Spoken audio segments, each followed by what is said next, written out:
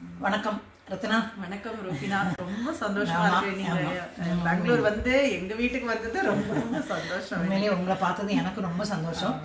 அப்போ வந்த நேரம் நம்ம ஒரு இன்டர்வியூ எடுத்து நம்ம மக்கள் பார்க்கறதுக்கும் அதை ஒரு ஏற்பாடு பண்ணிடுவோம்னு நினச்சேன். இன்னைக்கு காலையில் நான் போட்டது வந்து ஒரு அழகிய கவிஞரை சந்திக்க போகிறேன், யாருன்னு கெஸ் பண்ணுங்க அப்படின்னு. அதில் நிறைய பேர் வந்து உடனே அது வந்து ஒரு ஆண் கவிஞராக இருக்குமோன்னு கூட நினச்சிருக்கலாம். என்கிட்ட ஃபோனில் ஒருத்தங்க கேட்டாங்க, அது சொல்லுங்கள், எனக்கு தலையை வெடிச்சிரும் போல இருக்குது, யாரை பார்க்க போகிறீங்க அப்படின்னு. அதெல்லாம் நான் கூடிய சீக்கிரத்தில் சொல்கிறேன்னு சொல்லியிருக்கேன். உண்மையிலேயும் எனக்கு வந்து உங்களுடைய அந்த இனிமையான பழக்கம், பேசுகிற விதம், அது வந்து உங்களை இன்னும் கொஞ்சம் ரொம்ப ரொம்ப அழகாக காட்டுது. நம்ம ரெண்டு பேரும் சேர்ந்து நம்ம இந்த பயணிக்கிற முகநூலில் வந்து நம்மளோட பயணம் எப்படி தொடங்குச்சு, எப்படி போச்சுன்னு நம்ம டிஸ்கஸ் பண்ணலாம் அப்படின்னு நினைக்கிறேன். நீங்கள் வந்து உங்களுக்கு வாசிக்கிற பழக்கம் உண்டா? வாசிக்கிற பழக்கம் ரொம்ப உண்டு. நான் முன்னாடி ஒன்று ஜோக்காவே சொல்லிடுறேன். நீங்க எனக்கு நீங்க போஸ்ட் போட்டதை நீங்க இப்பதான் சொன்னீங்க. எனக்கு நீங்க கொடுத்த 2 அடைமொழியிலுமே எனக்கு ஆகிடும். நான் வந்து கவிஞரான்றது இன்னுமே வந்து ஒரு, அதாவது ஒரு நம்ப முடியாத ஒரு இடத்துல தான் நானே இன்னும் இருக்கேன் அப்படின்னு சொல்லணும். வாசித்தல்ங்கிறது ரொம்ப சின்ன வயசுலயே எனக்கு தெரிஞ்சு, நான் ஒரு 5 வயசுலேருந்து எனக்கு வந்து தமிழ் வந்து அப்படி ஒரு பிடித்தமான வாசி பழக்கம்னு நீங்கள் சொன்னீங்கன்னா, நான் ஒரு 5 வயசுலேருந்தே வாசிக்க ஆரம்பிச்சிட்டேன். அப்போ வந்து அப்பா வந்து குமுதம், விகடன் இதெல்லாம் நான் தான் சின்ன பொண்ணுன்னு போய் வாங்கிட்டு வர சொல்லுவாங்க. வாங்கிட்டு வரும்போதே ரோட்டில் படிச்சுக்கிட்டே வர்ற அந்த ஒரு பழக்கம் உண்டு. அப்புறம் எங்கள் வீட்டில் ஒரு ஈஸி சேர் இருக்கும். அந்த ஈஸி சேர்ல வந்து எங்கள் அப்பா இப்படி படுத்துக்கிட்டு இப்படி படிப்பாங்களா, பின்னாடியே நின்று எங்கள் அப்பாவுக்கு தோலை பிடிச்சி விடுறேன், தலையை பிடிச்சி விடுறேன்னு பின்னாடியே நின்று அப்பா கடுப்பாய சொல்லுவாங்க, ஒன்று நீ படி, இல்லை நான் படிக்கிறேன் அப்படின்னுவாங்க. அப்புறம் எனக்காக அந்த புக்கெல்லாம் நாங்கள் கொஞ்சம் அந்த அந்த 13 வயசு அப்படிலாம் வரும்போது அதை மறைச்சு வச்சுட்டு இதெல்லாம் படிக்கக்கூடாது அப்படின்ற சொல்றதெல்லாம் உண்டு இல்லையா. அப்பெல்லாம் தேடி எடுத்து படிக்கிறதுங்கிறது ஒரு சுவாரஸ்யமான விஷயத்துல. நான் என்னோட விஷயம் ஒன்று சொல்றேன். சொல்லுங்க. எங்க வீட்டுல வந்து எங்க அப்பா அம்மா 2 பேருமே டீச்சிங் லைன்ல இருந்ததுனால அந்த குமுதம், குங்குமம் எல்லாம் வீட்டுல வாங்கும்போது அது டபுள் வெரிஃபிகேஷன். முதல்ல எங்க அப்பா வாசிப்பாங்க, எங்க அப்பா வாசிச்சுட்டு எந்த கதையை நான் வாசிக்கலாம் அப்படின்னு டிக் அடிப்பாங்க. எங்க அம்மா அதை ஒரு மறு 2வது தடவை வாசிச்சு டபுள் டிக் அடிச்சு அந்த டபுள் டிக் இருக்கிறது மட்டும்தான் நீ வாசிக்கணும்னு கொடுப்பாங்க. ஆனா நம்ம அந்த வயசுல டபுள் டிக் இருக்கிறதெல்லாம் விட்டுட்டு மீதி எல்லாம் வாசிப்பேன். அப்படி பாத்தீங்கன்னா, நான் வந்து இந்த பட்டாம்பூச்சின்னு ராக்கி ரங்கராஜன் வந்து தமிழ்ல பாப்பிலியான் அந்த அதோட அப்பெல்லாம் அது என்னன்னே புரியாது. சாண்டிலியனோட நாவல்கள்லாம் படிச்சிருக்கேன்னா, ஆனா பாதி விஷயம் புரியாது. ஏன்னா ஒரு 6-7 வயசுல உங்களுக்கு எவ்வளவு புரியும், பட் அந்த வாசிக்கணுங்கிற அந்த ஆர்வம் இருக்கும். அப்படி பாத்தீங்கன்னா நான் ஃபுல்லா முடிச்சது கந்த புராணம். அந்த ஒரு 5-6 வயசுல எனக்கு பக்கத்து வீட்டுல ஒரு அக்கா வந்து முருகன் பத்தி அது அதாவது முருகன் பத்தி அது ஆன்மீகமா இல்ல, பட் அது இவ்வளவு பெரிய புக் இருக்கு, அது தமிழ் புக், அதை படிக்கணும். அதுக்காக அதை டெய்லி போய் அவங்க சொல்லுவாங்க, அது சுவாமி புக்கு, அதனால நீ குளிச்சுட்டு வந்துட்டு தான் படிக்கணும்னு. ஸோ அதுக்காக என்னோட வெக்கேஷன் பூரா நல்லா வந்து போயிட்டு படிச்சுட்டு அது அப்படியே வாசித்தல்ங்கிறது ஒரு பழக்கமாவே ஆயிடுச்சு. எங்க போனாலும் என்னுடைய வெக்கேஷனுக்கு நாங்க வந்து எங்க பெரியம்மா வீட்டுக்கு போவோம். அப்போ பாத்தீங்கன்னா அவங்க எல்லாரும் வெளியில போகலாம், சினிமா போகலாம், வெளியில போகலான்னு சொல்லுவாங்க. எனக்கு மட்டும் அந்த காலத்துல பாத்தீங்கன்னா அந்த பைண்ட் பண்ணி வச்சிருப்பாங்க புத்தகங்கள் பழைய இதுல. அப்படித்தான் நான் பொன்னியின் செல்வன் படிச்சேன். எங்க சித்தப்பா வீட்டுல வந்து ஒரு பழைய ட்ரங்க் பெட்டி மேல மச்சில வச்சிருந்தாங்க, பரன்ல. அதுல வந்து பாத்தீங்கன்னா எனக்கு அது கிடைக்காத பொக்கிஷத்தை பார்த்த மாதிரி அது அப்படி ஒரு சந்தோஷம் எனக்கு. அப்போ நான் வந்து அதை எடுத்துட்டு அவர் சொல்லுவார், ஒரு புக்கு நான் தரேன், நீ படிச்சுட்டு கொண்டு கொடுத்துட்டு அப்புறம் இன்னொரு புக் எடுத்துட்டு போகணும். அப்போ வந்து அப்படி படிச்சதுதான் பொன்னியின் செல்வன்லாம். அதெல்லாம் மறக்க முடியாத நாட்கள். பொன்னியின் செல்வன் வாசிக்கும் போது உங்க வயசு என்ன இருக்கும்? எனக்கு ஒரு 8 வயசு, ஒரு 10 வயசுக்குள்ள இருக்கும். 10 வயசுக்குள்ள பொன்னியின் செல்வன் அதெல்லாம் வாசிச்ச போது, அதுவும் அந்த பைண்ட் பண்ணின அந்த பழைய கல்கி, அந்த அவரோட மணியம், அவரோட ஓவியங்கள், அந்த அந்த அப்ப பாத்தீங்கன்னா ஒரு இந்த தொடர் அதை எடுத்திருப்பாங்க இல்லையா, அந்த தொடருக்கு பின்னாடி ஏதாவது ஒரு கதையோட ஒரு பக்கம் மட்டும் இருக்கும். அந்த ஒரு பக்க கதையை படிச்சுட்டு அந்த கதையோட முடிவு என்னவா இருக்கும்னு யோசிக்கிற அந்த ஒரு த்ரில் இருக்கு பாத்தீங்களா, அதெல்லாம் இப்போ இல்லைன்னு எனக்கு சொல்லணும். ஏன்னா அப்பெல்லாம் நம்மளால அஃபோர்ட் பண்ண முடியாது வாங்குறதுலாம். அதே மாதிரி சின்ன வயசுல எங்க ஊர்ல மணிக்கூண்டுன்னு ஒரு இடம் இருக்கும் பஸ் ஸ்டாண்ட் பக்கத்துல. அந்த மணிக்கூண்டுல வந்து எனக்கு தெரிஞ்ச இந்த சில்ட்ரன் புக்கோட எக்ஸிபிஷன் நடந்தது. எனக்கு எங்க அப்பா கூட்டிட்டு போறது ஞாபகம் இருக்கு எனக்கு.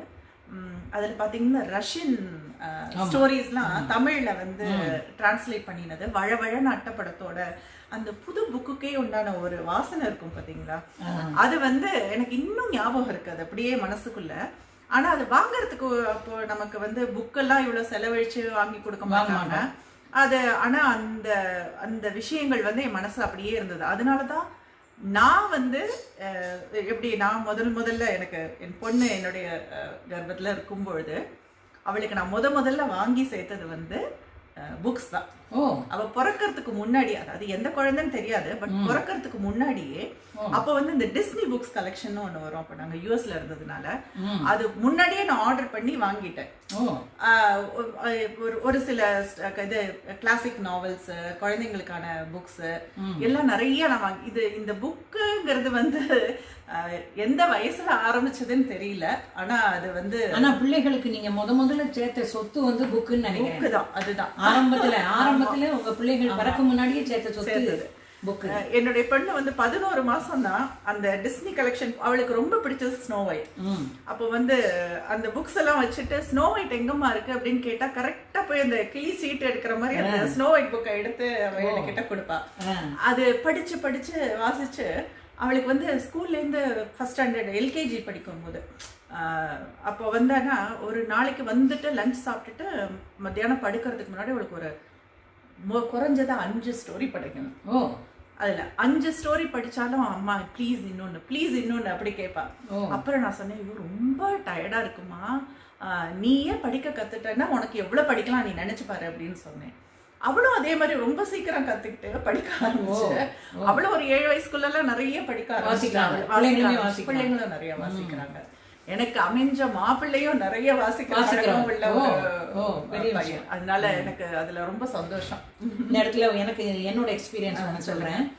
எனக்கு வந்து நான் நிறைய தடவை சொல்லியிருக்கேன் லவ் மேரேஜ்னு. எனக்கு படிக்கிற காலத்துல எங்க மிஸ்டர் வந்து புக்கெல்லாம் லைப்ரரியில எடுத்து வந்து கொடுப்பாங்க. அதுலதான் ரொம்ப அட்டாச்மெண்ட் ஆனது.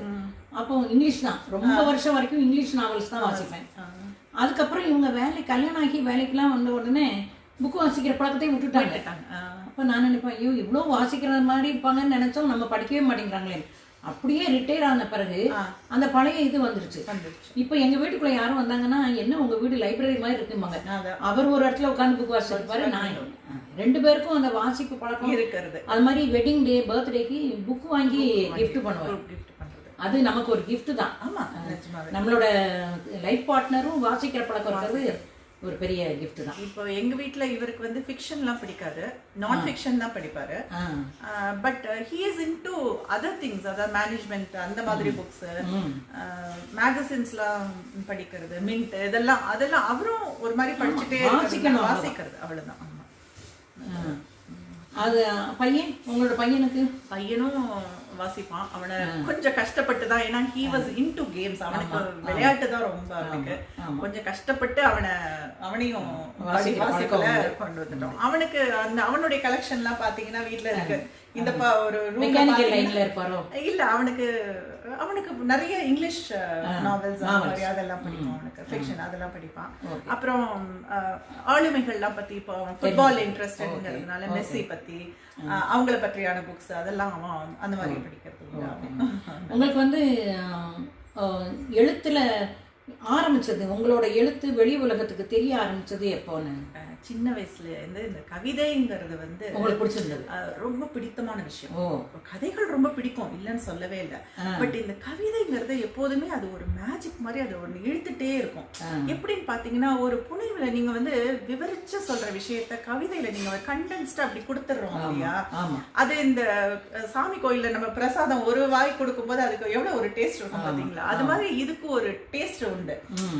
எப்படி எழுதுறாங்க, அது அந்த வார்த்தைகளுடைய கோர்ப்பு, பிரமிக்கிற மாதிரி இருக்கும் அது.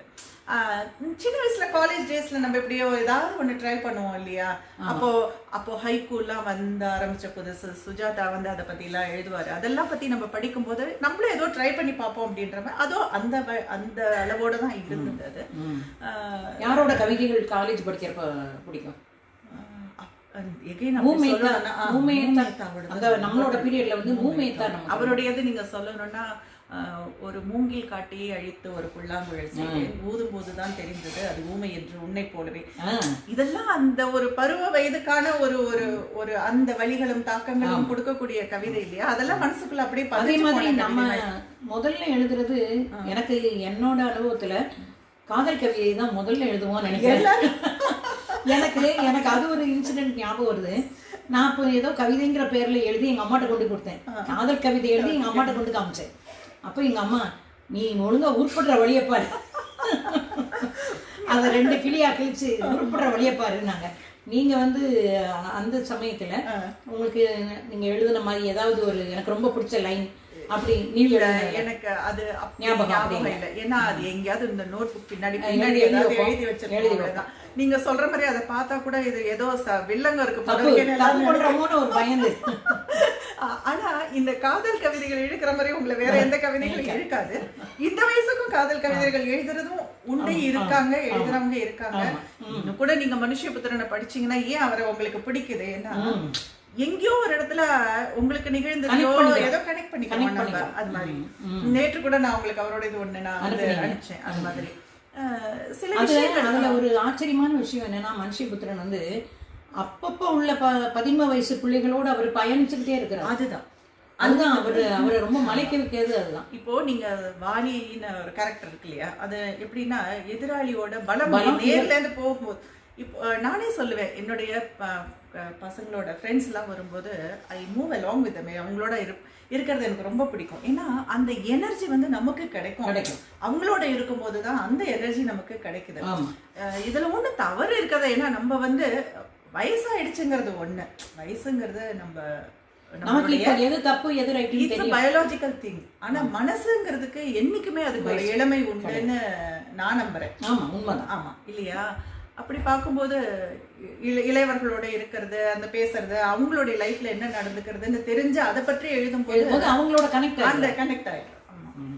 அப்போ நீங்க வந்து முதல்ல இருந்தே அந்த கவிதையில தான் முகநூல்ல தான் எழுத ஆரம்பிச்சீங்க. முகநூல் வந்ததும் ஒரு அதுவும் ஒரு எப்படின்னா ஒரு இன்ட்ரெஸ்டிங் திங். 2011 தான் முகநூல் ஆரம்பிச்சது. அப்போ வந்து பசங்க வந்தாங்க, அவங்களை கண்காணிக்கிறதுக்காக தான் நான் முகநூலுக்கு வந்தேன். ஏன்னா பசங்க இருக்கும்போது நம்ம ஒரு அம்மாவா வந்து அப்படி பாத்தீங்கன்னா என்னுடைய காலகட்டத்துல என்னுடைய பையனும் பொண்ணும் வளர்ந்து பெரியவங்களாய் போற வரைக்கும் என்னுடைய முழு உலகமும் அவங்கதான், வேற எதுவுமே கிடையாது. அப்ப நீங்க புக்கு படிச்சது கூட ரொம்ப கம்மியாச்சு எல்லாமே. அதுக்கு அவங்க ஒரு ஸ்டேஜ்ல அம்மா போதும், நீ வந்து எங்க பின்னாடியே இருக்காத, நாங்களா எங்களை பாத்துக்க முடியும்னு சொன்ன டயத்துலதான் திருப்பி அந்த ஆர்வம் வந்து திருப்பி நான் வந்து பாம்பேல தான் எனக்கு வந்து அந்த சான்ஸ் கிடைச்சது. மட்டுங்கால கிரி ட்ரேடர்ஸ்ல போனா ஒரு நாளைக்கு எனக்கு ஒரு சைடு ரேக்க பார்த்தோம்னா அப்படியே சந்தோஷம் வந்துச்சுன்னு பாத்தீங்கன்னா அங்க அவ்வளவு தமிழ் புக்ஸ். அதுக்காகவே 15 நாளைக்கு ஒரு தடவை போவேன். போயிட்டு அங்கதான் எனக்கு தீஜா ஃபர்ஸ்ட் நான் வாங்கினது. நாசாரா அங்கதான் எனக்கு கிடைச்சது. அப்படி பாத்தீங்கன்னா இந்திரா சௌந்தரராஜன், அங்க கிடைச்ச நாவல்கள் எல்லாமே உங்களுக்கு உடையார் எல்லாமே பாலகுமாரனோடது. போகும்போதெல்லாம் அள்ளிட்டு வந்து படிக்கிறது. அப்படி ஆரம்பிச்ச போதுதான் ரொம்ப இன்டு திருப்பி அந்த படிக்கிற திருப்பி ஆரம்பிச்சது. அப்போ அந்த முகநூல் வந்தது சொன்ன போது அப்போ ஒரு காலகட்டத்துல என்னுடைய ஃப்ரெண்ட் இருக்காங்க ராஜின்னு, என்னுடைய கிளாஸ்மேட். அவங்களும் she is also very much interested in Tamil. அவ வந்து சொன்னா சும்மாவே இருக்க வேண்டாம் ரத்னா, நம்ம ஏதாவது எழுதலாம் அப்படின்னு சொல்லிட்டு அப்ப பாத்தீங்கன்னா முகநூல் குழுமங்கள் நிறைய அப்பதான் ஆரம்பிச்சிருந்தது. அப்போ கவியுலக பூஞ்சோலைன்னு ஒரு குழுமத்துல நாங்க இணைஞ்சோம். அப்போ வந்து 2-3 நாள் இப்படியே எழுதி பார்த்தேன், ஒன்னும் இதுவாகல. அப்புறம் ஒரு வாரத்துக்குள்ள கொஞ்சம் அந்த ஒரு நமக்கு மனசுக்குள்ள ஒரு புண் பண்ணும்ல, தன்னம்பிக்கை எதுக்கு நம்ம வேணுமா எழுதணுமா, இதெல்லாம் எதுக்கு நம்ம வாசிக்கிறத மட்டும் வச்சுக்கலாமே அப்படின்னு சொல்லிட்டு அவங்களுடைய பூங்காவனம்னு ஒரு அம்மா, அவங்க ஒன் ஆஃப் த ஃபவுண்டர், அவங்க போயிட்டு அவங்கள்ட்ட போய் நான் கேட்டேன் எதுக்கு நான் எழுதுறதை விட்டுறேன். அவங்க சொன்னாங்க இல்லம்மா விடாதீங்க, ஏதோ ஒண்ணு இருக்கு உங்களுடைய எழுத்துல, நீங்க ட்ரை பண்ணிட்டே இருங்க, நீங்க அது எங்கேயாவது ஒரு இடத்துல அது பிடிபடும் உங்களுக்கு அப்படின்னு சொன்னாங்க. அவங்கள நான் இப்ப எப்போது நினைச்சுக்கணும். அவங்க வந்து மலேசியால இருக்காங்க. அவங்க வந்து அப்போ நான் இப்படி எழுதும் போது எனக்கு தெரிஞ்ச நான் ரொம்ப இன்வால்வ் ஆகி எழுதின கவிதை வந்து இப்ப என்ன பண்ணுவ அப்படின்னு ஒரு டாபிக் ஒண்ணு கொடுத்திருந்தாங்க. அப்போதான் இந்த இந்த இந்த என்ன சொல்றது, டெல்லியில ஒரு பொண்ணுக்கு நிர்பயா அந்த ஒரு தாக்கத்துல நம்ம பெண் குழந்தைகளை இது போட்டு கொள்றது, நெல்லு மணி போட்டு கொள், அப்போ வந்து ஒரு குழந்தை அந்த மாதிரி தப்பி பிழைத்த குழந்தை வந்து பெரிய பொண்ணாகி நல்லா படிச்சு ஒரு இடத்துக்கு போய் வேலை பார்க்க போற இடத்துல இந்த மாதிரி ஒண்ணு ஆகுது. அப்போ கூட அவ கடைசியா சுட்டி காமிச்சிட்டு இவனாலதான் எனக்கு ஆச்சுன்னு சுட்டி காமிச்சிட்டு இப்போ என்ன பண்ணுவ நீ, நான் சாகும்போது கூட நான் வந்து நான் என்னுடைய தர்மத்தை என்னுடைய உரிமையை நான் நிலைநாட்டிட்டு தான் சாவேன், அந்த மாதிரி ஒரு கான்செப்ட்ல எழுதினீங்க. அது எனக்கு ரொம்ப பிடிச்சிருந்தது. அது அன்னைக்கு வந்து அதுதான் எனக்கு வந்து ஒரு என்ன சொல்றது, ஒரு அகத்திறப்பு மாதிரி இல்ல, அதையும் ரெகக்னைஸ் பண்றதுக்கு மனுஷங்க ஆரம்பிச்சு. இந்த இடத்துல நான் என்னோட கருத்து சொல்றேன். பெண்களோட வலிய வந்து ஆண்களை விடையும் பெண்களாலதான் அதிகமா வந்து எக்ஸ்பிரஸ் பண்ண முடியும். ஆண்கள் வந்து அது அனுபவிக்கிறது இல்லை, அவங்க அதை உணர்றாங்க, அதை வச்சுதான் அவங்க கவிதை எழுதுறாங்க. ஆனா நம்ம அனுபவிக்கிறோம், நம்மளோட வலிகள் வந்து நம்ம அனுபவிக்கிறோம்.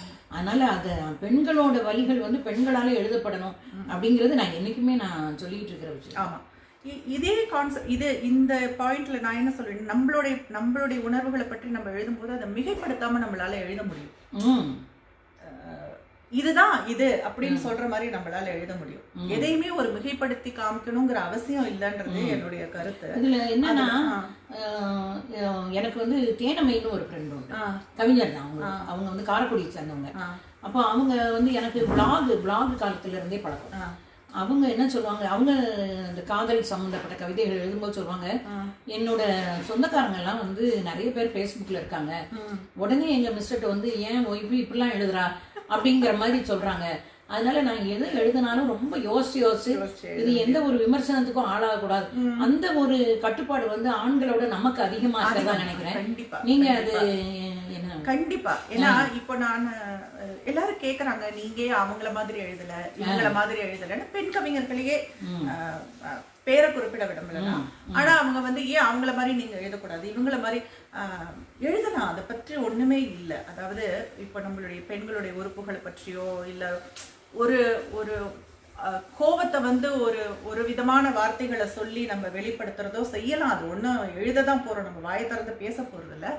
ஆனா அது என்னவோ தெரியல, ஏதோ ஒண்ணு தடுக்குது. நீங்க சொல்ற மாதிரி இந்த முகநூல்ல என்னுடைய கணவர் இருக்கிறார், என் பிள்ளைகள் இருக்காங்க அப்படின்னு வரும்போது அவங்க படிப்பாங்க, அவங்களுடைய எல்லாரும் படிக்கும் போது இதனால நான் என்னை கட்டுப்படுத்திக்கிறேன்னு சொல்லல, பட் கொஞ்சம் கொஞ்சமா தான் அதை மீற முடியுது. ஏன்னா இப்போ நீங்களும் நானும் ஒரு வயசுக்கு அப்புறம் எழுத வந்தவங்க. நம்ம வந்து இப்போ இருக்கிற தலைமுறையினர் மாதிரி இப்போ ரொம்ப சீக்கிரம் ஒரு சின்ன வயசுல எழுத வந்திருந்தா நம்மளும் அப்படி இருக்கலாம் சொல்ல முடியாது. பட் நம்மளுடைய வளர்ப்பு முறை, நம்ம இருந்த மாதிரி அந்த ஒரு காலகட்டம், அதெல்லாம் நம்ம கலந்து வந்தவங்கன்றதுனால நம்ம நினைக்கிறதெல்லாம் எழுத முடியாது. இப்போ கதைகள்னு வந்தா கூட நான் வந்து இப்போ சமீபமா கதைகள் எழுதுறதுக்கும் ட்ரை பண்ணிட்டு இருக்கேன்.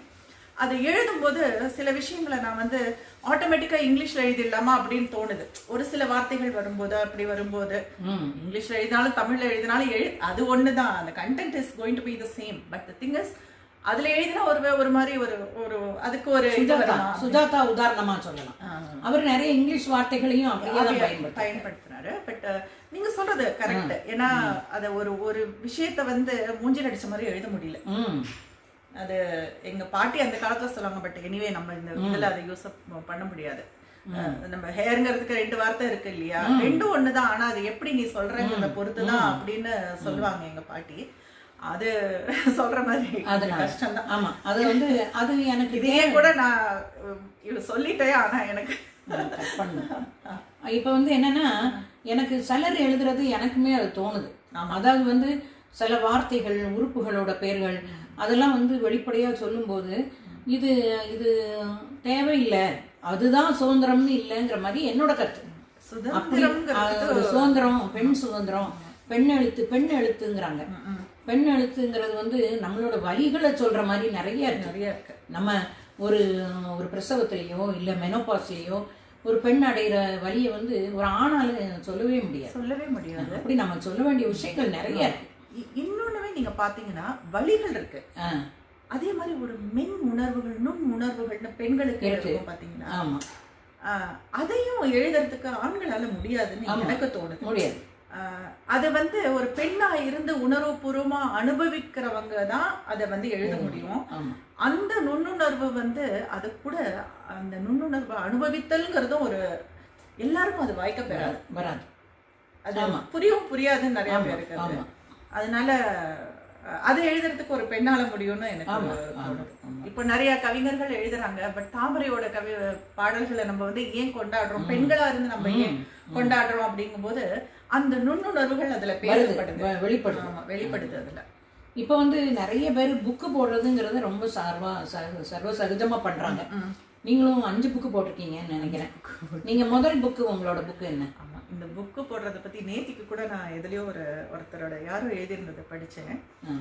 புக்கு போடுறதுங்கிறது இப்போ ஒரு கையில ஒரு அளவு அமௌண்ட் இருந்ததுன்னா போட்டுடலாம். அது முதல் புக்கு போடும்போது போட்டுடலாம். அது வந்து எல்லாருக்கும் ஒரு ஆவல். அதாவது எப்படின்னா, நம்முடைய எழுத்து வந்து ஒரு பதிப்புல போய் அத ஒரு புக்கா நம்ம கையில வாங்கும்போது அதுக்கு ஒரு ஈடு இணையற்ற, அதாவது ஒரு குழந்தை பேர், ஒரு குழந்தைய முதல்ல நம்ம கையில வாங்கும்போது எத்தனை ஒரு ஆனந்தம் இருக்கோ அத்தனை ஆனந்தம் அதுல இருக்கு. நான் இல்லைன்னு ஒத்துக்கவே மாட்டேன். ஆனா இதுல போகும்போது நமக்கு அதுக்கு உண்டான ஒரு தார்மீக ஒரு பொறுப்புணர்வு நமக்கு வேணுங்கிறது என்னுடைய ஒரு அபிப்பிராயம். அதுல போகும்போது நம்ம யார் வேணாலும் எழுதி யார் வேணாலும் போட்டுடலாம், ஒண்ணும் இல்லை. ஏன்னா இப்போ எல்லாம் நிறைய உங்களுக்கு அதுக்கு வாய்ப்புகள் இருக்கு. அதுல எத்தனை பேர் நம்ம புக்கை வாங்கி படிக்க போறாங்கன்னு நீங்க கேட்டீங்கன்னா அது ஒரு பெரிய கேள்விக்குறிதான். ஏன்னா மிகப்பெரிய எழுத்தாளர்களுடைய புத்தகங்களே எவ்வளவு விற்குது, யார் யார் வாங்கி படிக்கிறாங்கிறது அது ஒரு எதுன்னு சொல்லுங்க, அதிகம் இல்லை. அப்படி இருக்கும்போது உங்களை நீங்க நிலை நிறுத்திக்கிற வரைக்கும் ஒரு அதுவும் ஃபர்ஸ்ட் கவிதைன்னு வரும்போது ஓ கவிதையா அப்படின்னு கேட்கும் போதே அந்த ஒரு முகச்செழிப்பும் அந்த அவங்களுடைய சலிப்பு, ஐயோ இதுல என்ன இருக்குன்னு நீங்க எழுதுறீங்க அப்படின்னு கேட்கும் போதே நமக்கு வந்து அப்படி பார்த்தா யாருக்காக எழுதுறோம் அப்படின்னு நம்ம அது ஒரு கேள்வி வருது. முதல்ல எழுத வரவங்க எல்லாம் தனக்காக தான் எழுதுறாங்கிறது என்னுடைய பர்சனல். அதுக்கப்புறம் தான் அது போகுது, வெளியே போகுதுன்னு வச்சுக்கோங்க. அப்போ நான் வந்து 2016-17 அப்படி எழுத ஆரம்பிச்சேன்னா அதுக்கப்புறம் அந்த முகநூல் குழுமங்கள்ல நிறைய எழுதிட்டே இருந்தேன், அவங்களோட கொடுக்குற டாபிக்குலாம். அப்புறம் ஒரு கட்டத்துல தோணுச்சு, இதெல்லாம் நம்ம பண்ணிட்டே இருந்தோம்னா நம்ம வந்து இந்த என்ன சொல்றது, இந்த மாதிரி ஒரு தலைப்புகளுக்கு உண்டான கவிதை எழுதுற கவிஞராகவே நம்ம அப்படியே நின்று போயிடுவோம் அப்படின்னு தோணுச்சு. அப்புறம் நம்ம மனசுக்குள்ள இருக்கிறத கொண்டு வருவோம் அப்படின்னு சொல்லிட்டு தான் நானா எழுத ஆரம்பிச்சேன். அப்புறம் எழுத ஆரம்பிச்சு அப்படியே எழுதிட்டே இருந்தேன். அதுக்கப்புறமா சில பேர் சொன்னாங்க, ஏன் நீங்க புக்கு கொண்டு வரக்கூடாது அப்படின்னு கேட்டாங்க.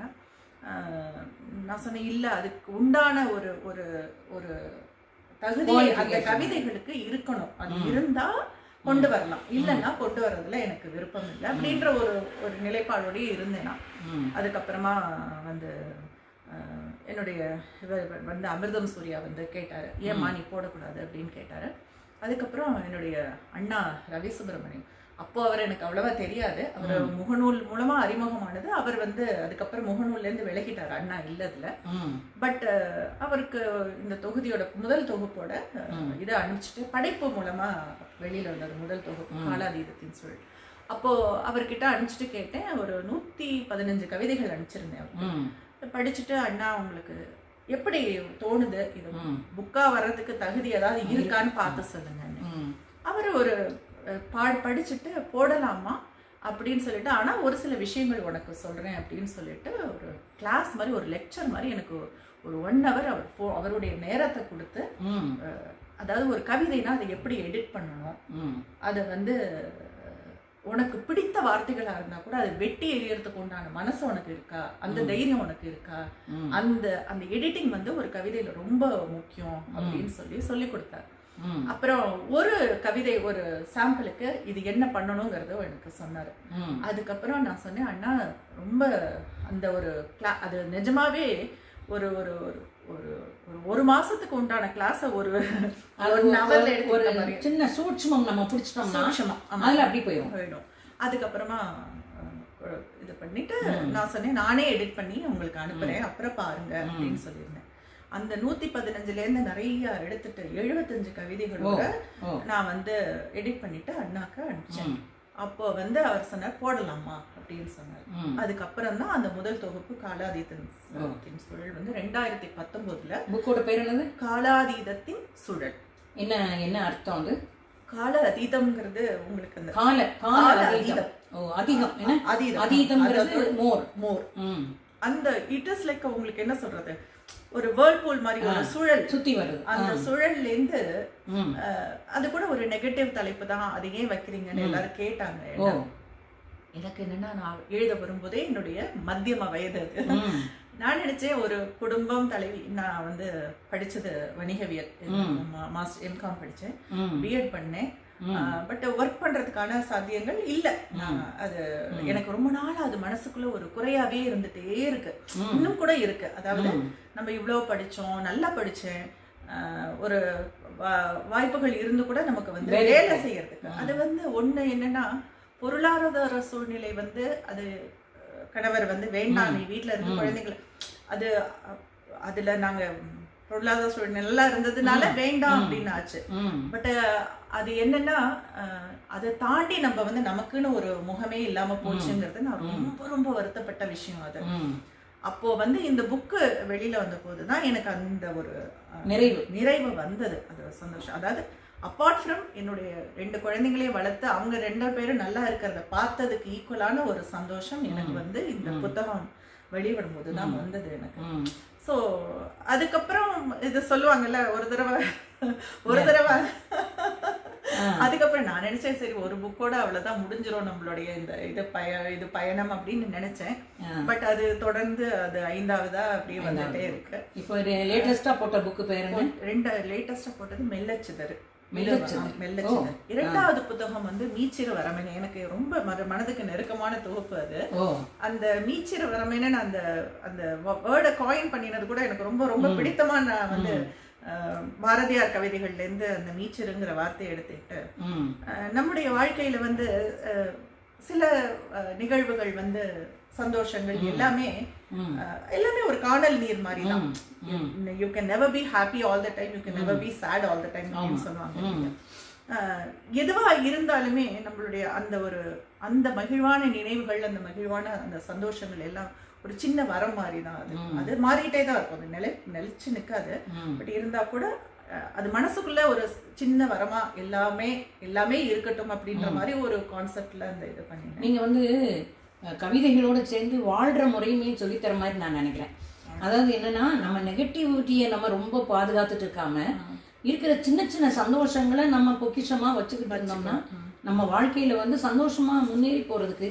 இந்த காலத்துல பிள்ளைகள் நிறைய வந்து ஒரு விரக்தியில பிரிஞ்சு போறாங்களே, அதை தடுக்கிறதுக்கான முக்கியமான பாயிண்டா நான் நினைக்கிறேன்.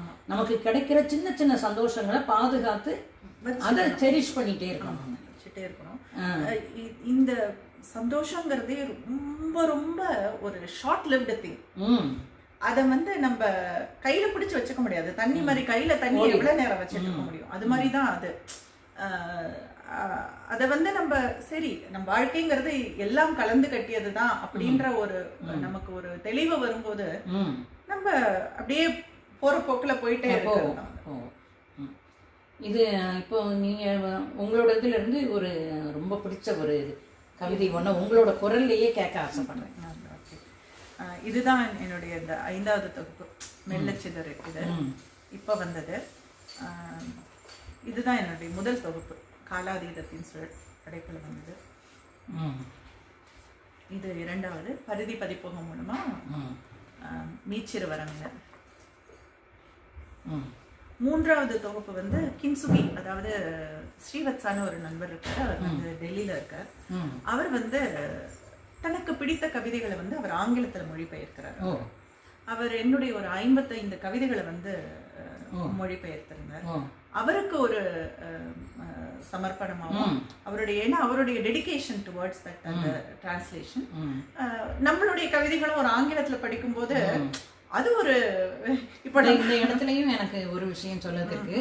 நான் அந்த தேனமை சொல்றேன் பாத்தீங்களா, பிளாகர் பீரியட்ல உள்ளவங்க. அப்ப நான் வந்து இதை ட்ரை பண்ணேன். ஒரு பிளாசம்னு ஒரு பிளாக் ஆரம்பிச்சு தேனமையோட கவிதைகளை வந்து நான் ஆங்கிலப்படுத்தினேன்.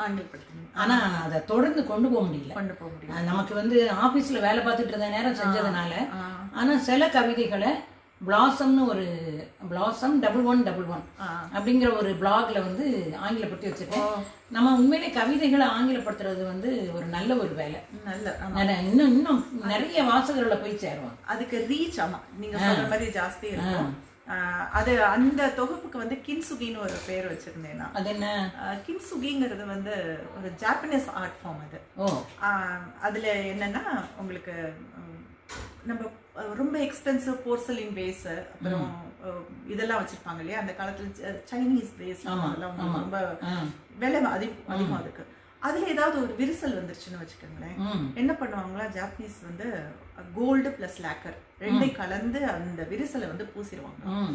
அது பூசினதுக்கு அப்புறமும் அதோட value, original value it will retain, இன்னும் அதை விட ஜாஸ்தியா கூட ஆகும். அந்த மாதிரியான ஒரு சமீபத்துல ஒரு படத்துல பார்த்த மாதிரி எனக்கு ஞாபகம் இருக்கு இந்த பாயிண்ட். அப்படியா? அந்த உடஞ்ச அநேகமா காதலிக்க நேரம் இல்லைன்னு நினைக்கிறேன். அதுல அந்த கப்பு உடஞ்ச கப்ப ஏதோ சம் கோல்டு வச்சு ஒட்டணும்னு சொல்றேன். அதாவது என்னன்னா நம்ம எல்லாருமே மனிதர்கள், எல்லாருமே ஒரு எங்கேயோ ஒரு இடத்துல அடிபட்டவங்க தான், உடஞ்சு போனவங்க தான். நம்ம கிட்ட இருக்கிற விரிசலை வந்து நம்ம வந்து சரியான விதத்துல நம்ம வந்து அதை பூசி மொழிகி, அப்படி பூசி மொழிகிறதுன்னு சொல்லக்கூடாது. அதிலிருந்து நாம் வெளிவந்துட்டோம்னு வச்சுக்கோங்களேன், அப்போ வந்து ஒரு தவறே இழைத்திருந்தா கூட அந்த தவறை வந்து நம்ம எப்படி அதுலேருந்து நம்ம வெளியில வரோங்கிறத பொறுத்துதான் நம்மளுடைய பர்சனாலிட்டி அங்கதான் நிக்குதுன்னு நான் நினைக்கிறேன். அப்போ நீங்க வந்து தவறு நான் என்னை பொறுத்த வரைக்கும் கடதாசன் சொல்ற மாதிரி தவறு இழைத்திருந்தாதான் நம்ம வந்து மனிதாபிமானம் இருக்குங்கிறது என்னுடைய. ஒரு தவறையே இழைக்காதவங்கள்ட்ட நீங்க போனீங்கன்னா அவங்க மாரல் போலீஸா இருப்பாங்க. எனக்கு மாரல் போலீஸா இருக்கிறவங்கள எனக்கு அவ்வளவா ஒத்துக்காத சாரி. எனக்கு வந்து ஏன் தவறு இழைச்சிருப்பாங்க, எதனால, எது அவங்கள செய்ய தோண்டி இருக்கும் அப்படிங்கிற ஒரு காரணத்தை நம்ம வந்து மனித உணர்வுகளோட மனிதாபிமானத்தோட நம்ம அணுகும் போது இந்த உலகத்துல நல்லவங்களும் கிடையாது, கெட்டவங்களும் கிடையாது, எதுவும் கருப்பும் கிடையாது, வெளுப்பும் கிடையாது, சாம்பல் தான். அதாவது இந்த நடுநிலையா நம்ம போறதுங்கிறத நம்ம பார்க்கணும். அப்போதான் நம்ம வந்து உண்மையான ஒரு அந்த மனிதத்தன்மையோட இருக்கணும் எனக்கு தோணும். ஸோ இது எல்லாமே குழந்தைகள்ட்ட இருந்து கத்துக்கிட்டது ரொம்ப ஜாஸ்தி. ஒரு நான் சொல்றேன் எப்படின்னா, நம்ம பிறக்கும் போது ஒரு குழந்தையா பிறக்கிறோம், வளர்றோம், எல்லாம் பண்றோம். நம்ம கல்யாணம் ஆகுது, நமக்கு ஒரு குழந்தை பிறக்கும் போது அதான் நம்மளும் அம்மா அப்பாவா ஆகிறோம். அந்த டயத்துல தான் நான் என் பசங்க கிட்ட சொல்லுவேன், நீங்க எப்படி குழந்தைய எங்களுக்கு பிறக்கும் போதுதான் நானும் அம்மாவா ஆனேன். அதனால ஐ மே ஆல்சோ மேக் மிஸ்டேக். என்ன, அதனால நான் ஏதாவது தப்பு பண்ணிருந்தா நீங்க மன்னிச்சுக்கோங்க, அதே மாதிரி நீங்க ஏதாவது தப்பு பண்ணிருந்தா இது ஒரு பெரிய விஷயம். இது ஒரு பெரிய விஷயம். நம்மளோட குழந்தைகள்கிட்ட வந்து நான் தப்பு பண்ண வாய்ப்பு இருக்கு, நான் தப்பு பண்றதை நீங்க மன்னிச்சுக்கங்கிறது வந்து இது நீங்க சிம்பிளா சொல்றீங்க, ஆனா அது ஒரு பெரிய விஷயம். கண்டிப்பா கேட்டே ஆகணும். ஏன்னா இந்த காலத்து குழந்தைங்க எல்லாரும் என்னை பொறுத்த வரைக்கும் எல்லாருமே தகப்பன் சாமின்னு நான் சொல்றேன். அவங்களுக்கு நிறைய விஷயங்கள் தெரியுது, நிறைய விஷயங்களை பாக்குறாங்க, படிக்கிறாங்க. அதுக்கு உண்டான ஒரு ஒரு என்ன சொல்ற ஒரு என்வைரன்மெண்ட் நம்ம சூழ்நிலையை நம்ம உருவாக்கி தரணும். அது ஒண்ணு. அப்போ அவங்க அதெல்லாம் தெரிஞ்சுட்டு வந்து அம்மா ஒன்றும் இல்லை, என்னுடைய பொண்ணு வந்து மலேசியாவில் அவங்க ஒரு இதில் வந்திருந்த போது அங்கே பலவிதமான இதுங்கள் வந்துருந்தாங்க. இப்போ நீங்கள் எல்ஜிபிடி எல்லாம் நீங்கள் கேள்விப்பட்ட, அப்போ ஒருத்தவங்க வராங்க, அவங்க வந்து ஏசெக்சுவல் அப்படின்னா அது நானும் அன்னைக்கு தான் கேட்டுக்கிறேன். they never identify themselves as man or woman. அவங்களுக்கு இதுவும் இல்லை அதுவும் இல்லை. ஆனா நீ அவங்கள்ட்ட பேசும்போது அது அவங்கள்ட்ட உன்னுடைய முகபாவத்தை நீ கவனிச்சுக்கோ, நீ எல்லாருக்கிட்டையும் பேசுற மாதிரி பேசு. இதெல்லாம் என்னோட சொல்லி கொடுக்கும் பொழுது நான் வந்து அதை கேட்டுக்கிறேன். ம் அப்போ கேட்டுக்கும் போது நான் எனக்கு வளர்றதுக்கு அங்க ஒரு வாய்ப்பு கிடைக்குது. ஏன்னா நான் ஒரு பழைய காலத்து மனுஷியா முகத்தை சுழிச்சுட்டேன்னு வச்சுக்கோங்களேன், அங்க வர்றவங்களோட மனசு புண்பட்டு போயிடும். அதை நான் செய்யாத இடத்துக்கு என்னுடைய பசங்க என்னை கொண்டு போய் வைக்கிறாங்கும் போது அவங்க கையை பிடிச்சிட்டு போறதுல தப்பே இல்லை பாருங்க. கையை பிடிச்சிட்டு போறதுக்கு அவங்க வந்து வயசு முக்கியம் இல்லைங்க. என்னை பொறுத்த வரைக்கும் அவங்களுடைய அவங்க எந்த அளவுக்கு படிச்சிருக்காங்க, எந்த அளவுக்கு தன்னுடைய படிச்சதை சிந்திக்கிறாங்க, எந்த அளவுக்கு மனித உணர்வுகளோட இருக்காங்க அப்படிங்கிறது ரொம்ப ரொம்ப முக்கியம். அப்படி பார்க்கும்போது என்னோட பையனோ என்னோட பையனா ஆகட்டும், என்னுடைய பொண்ணாகட்டும், எது சொன்னாலும் நான் கேட்டுக்கிறேன். அது தப்பே. அதுல இன்னொரு விஷயம் இருக்கு. எப்போ பிள்ளைகள் சொல்றத நம்ம கேட்டுக்கிறோமோ அப்போ இன்டர்ன் நம்ம சொல்றதையும் பிள்ளைகள் கேட்டுக்கிறோங்க. நம்ம நார்மலா சொல்றாங்க அம்மா அப்பா சொல்றத பிள்ளைகள் கேட்கறதே இல்லை அப்படின்னு சொல்றாங்க. இதுல வந்து மியூச்சுவலா ஒரு ஃப்ரெண்டு மாதிரி அவங்க சொல்றதை நீங்க கேட்டுக்கிறீங்க, நீங்க சொல்றதையும் அவங்க. அப்ப நமக்கு அவங்களையும் வழிநடத்தி போறதுக்கு ஒரு வாய்ப்பு. ஏன்னா ஒரு லெவலுக்கு மேல நம்ம ஃப்ரெண்டா இருந்தாதான் முடியும். ஃப்ரெண்டுன்னா தோல்ல கை போட்டுட்டு அவங்களோட போய் சொல்ற மாதிரி இப்போ நாங்க போய் அவங்களோட பப்ல உட்காந்து அது இல்ல ஃப்ரெண்ட்ஷிப். ஃப்ரெண்ட்ஷிப்புங்கிறது என்னன்னா நீ சொல்றது புரியுது எனக்கு, அதே மாதிரி நான் சொல்றது நீ புரிஞ்சுக்கோ. அந்த புரிதல்ங்கிறது தான் ஃப்ரெண்ட்ஷிப்.